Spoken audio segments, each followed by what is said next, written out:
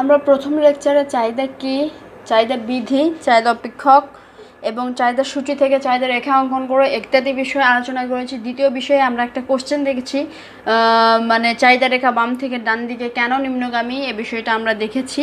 এখন যে বিষয়টা হচ্ছে সেটা আমরা আজকে যে বিষয় নিয়ে আলোচনা করব সেটা হচ্ছে যোগান, অর্থাৎ এই অধ্যায়ের দ্বিতীয় লেকচার হচ্ছে যোগান, তৃতীয় লেকচার আমাদের, কিন্তু বিষয়টা হচ্ছে টপিকটা হচ্ছে যোগান। তো যোগানকে আমরা বলতে পারি, ইংলিশে বলতে পারি সাপ্লাই। যোগান that's mean supply.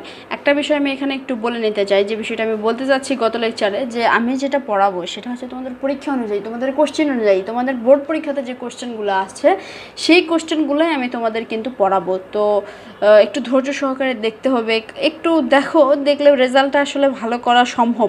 Economics department থেকে কিন্তু অনেক ভালো রেজাল্ট করা সম্ভব, তোমরা যদি একটু সিরিয়াস থাকো।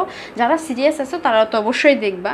তো এই জন্য আমি চাই যে লেকচারগুলো নিয়মিত দেখো। আমি চেষ্টা করতেছি নিয়মিত দেওয়ার, যদিও আমি একটু বিজি, আমার একটু সময় লাগে ভিডিওগুলো আপলোড করতে।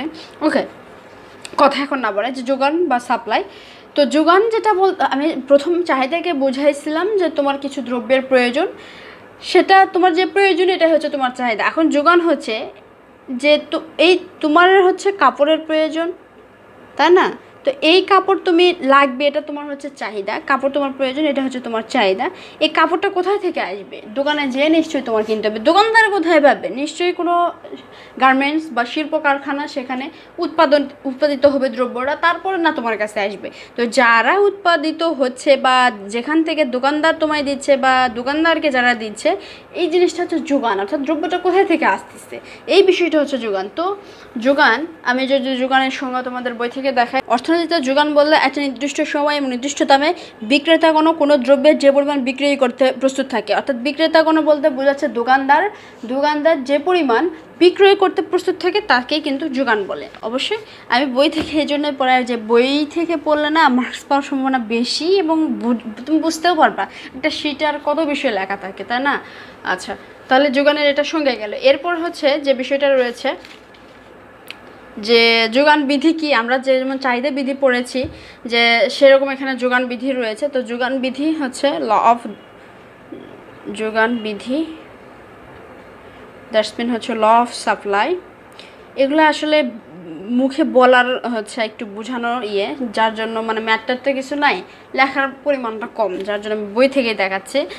যে যোগান বিধি বলতে আমরা চাহিদা বিধি দেখেছিলাম যে চাহিদা বিধি দামের উপর নির্ভর করে, যে দাম যদি বাড়ে কমে সেক্ষেত্রে যোগানের বাড়া কমা, চাহিদার বাড়া কমা নির্ভর করে। তো যোগানটা কার উপর নির্ভর করে এটা দেখব আমরা। চাহিদা বিধিতে যেটা দেখেছিলাম যে চাহিদা বিধি মানে চাহিদাটা দামের উপর নির্ভর করে, অর্থাৎ দাম যদি বাড়ে তাহলে চাহিদা কমে এবং দাম কমলে চাহিদা কমে। কিন্তু যোগান ঠিক উল্টা, যেমন কোনো দ্রব্যের যদি দাম বাড়ে, কোনো দ্রব্যের দাম বাড়লে দোকানদার কী করবে? সেই দ্রব্যটার অতিরিক্ত করে দোকানে তুলবে, যাতে অতিরিক্ত তার বিক্রি হয়, সে অতিরিক্ত লাভ করতে পারে। তাহলে কোনো দ্রব্যের যদি দাম বাড়ে তাহলে তার যোগান বেড়ে যায়, যোগান বাড়ে।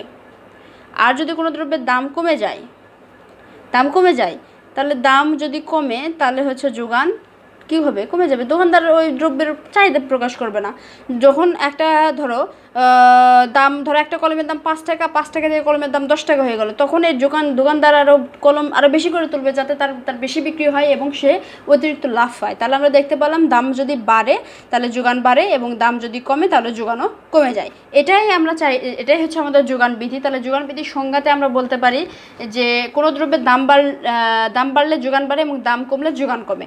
এবং এটাকে প্রকাশ করা হয় হচ্ছে, আমরা যদি এটাকে প্রকাশ করি কিউএস তো হচ্ছে যোগানের পরিমাণ equal to F function P. এখানে পি বলতে দাম বোঝানো হচ্ছে। ওকে, এটাই গেল। এখন হচ্ছে যোগান অপেক্ষক একইভাবে চাহিদা বিধির মতো যোগান। তোমরা একটু দয়া করে বইটা বের করো, তোমরা বইটা বের করলে আমার লেকচারগুলো বুঝতে পারবে। কারণ হচ্ছে এই বিষয়গুলো এমন না, তোমায় আমি যতই বলি না কেন, তুমি যদি নিজে থেকে না বই খুলে দেখো তাহলে সম্ভব না আমার দ্বারা বোঝানো তোমাদের। তো যোগান অপেক্ষক চাহিদা অপেক্ষক যেরকম, ঠিক যোগান অপেক্ষকও সেরকম। That's it. এখন আমি যেটা আলোচনা করব, আমরা চাহিদা বিধিতে তারপর হচ্ছে আলোচনা করেছিলাম চাহিদা সমীকরণ দেখতে কীরকম। তো এখানেও আমাদের যোগান সমীকরণ রয়েছে। তো আমরা যোগান সমীকরণটা দেখব।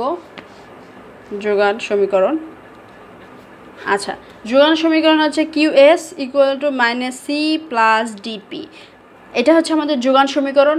এখন এখানে যেটা হচ্ছে পিতে তো হচ্ছে দাম আমরা জানি, কিউএসতে যোগান, আর মাইনাস সি এবং ডি যেটা বোঝানো হচ্ছে, ডি হচ্ছে যোগান রেখার ধনাত্মক ঢাল, ডি হচ্ছে যোগান রেখার ধনাত্মক ঢাল, এবং মাইনাস সি দ্বারা যেটা বোঝানো হচ্ছে যোগান রেখার ঋণাত্মক ছেদক, যোগান রেখার ঋণাত্মক ছেদক। এটা কিন্তু পরীক্ষাতে আসে যে যোগান রেখার ইয়েটা। ওকে, এখন আমরা যে বিষয় দেখব সেটা হচ্ছে যোগান সূচি দেখব। আমরা যেটা দেখব এখন হচ্ছে সেটা যোগান সূচি, এবং যোগান সূচি থেকে কীভাবে যোগান রেখা বের করা যায় আমরা সেই বিষয়টা কিন্তু এখানে দেখব। তো যোগান সূচিতে আমরা দেখেছি যে যোগান বিধিতে আমরা দেখেছি যে যোগানটা কার উপর নির্ভর করে, দামের উপর নির্ভর করে, দাম বাড়লে যোগান বাড়ে। তো আমরা এখানে এক পাশে আমরা নিব হচ্ছে পি অর্থাৎ দাম, এবং আরেক পাশে নিব হচ্ছে কিউএস অর্থাৎ যোগানের পরিমাণ। কিউএস মানে হচ্ছে যোগানের পরিমাণ। তাহলে দাম যখন 10 টাকা, যোগান তখন 500 মিটার। এটা একটা কাপড়ের দাম দেখালাম যে কোনো কাপড়ের দাম 10 টাকা হলে তার যোগান হয় 500 মিটার। কোনো একটা দাম যদি 20 টাকা বেড়ে যায়, তার হলো কাপড়ের যোগানটা বেড়ে যায় ধরো 1000 মিটার, এরকম বুঝালাম একটা উদাহরণ আর কি। দেন দাম যখন 30 টাকা হয় তখন যোগান বেড়ে যায় 1500 মিটার। ওকে, তাহলে দেখতে পাচ্ছি দাম যতই বাড়তিছে যোগানের পরিমাণ কিন্তু ততই আমাদের বেড়ে যাচ্ছে।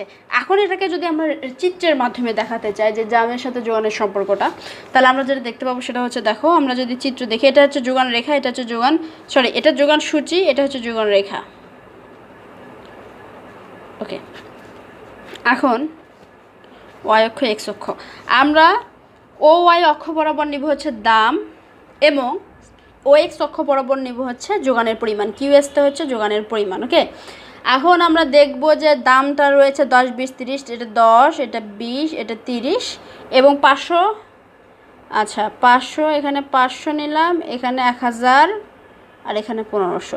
তাহলে দাম যখন 10 টাকা তখন পরিমাণ হচ্ছে 500, দাম যখন 20 টাকা তখন পরিমাণ কত, 1000। ওকে, দাম যখন 30 টাকা তখন 1500 কাছে চলে আসলো রেখাটা, সে গেল।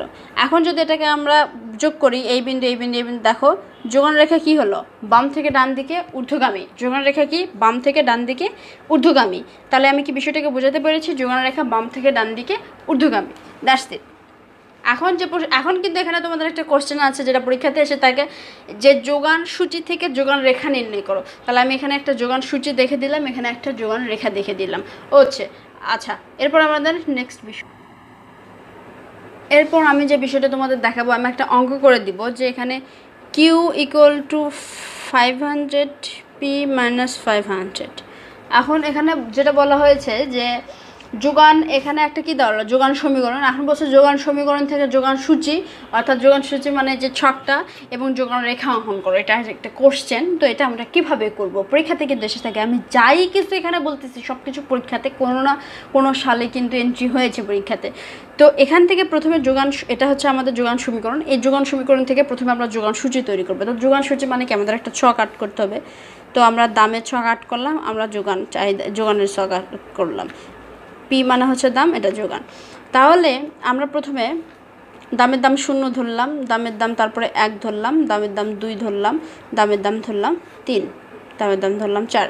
এটা আমাদের ফুল যোগান সূচি। এখন দামের দাম যদি 0 হয়, পি যদি 0 হয়, তাহলে এই যোগানটা কত হবে, তাহলে আমরা একটু রাফ করে নেই।